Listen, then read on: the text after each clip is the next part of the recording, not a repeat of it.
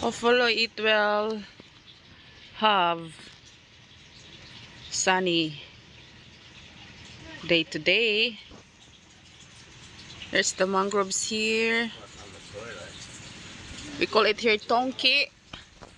She have already fruit, or they call it the fruit. That one. So you can plant that one. You see that hanging there? That's the tonki seeds. I don't know how do you call it. There's many there, oh, and there's coming pa. There's still a flower, and this one is already ready for plant. There you also there, oh, how you see it hanging.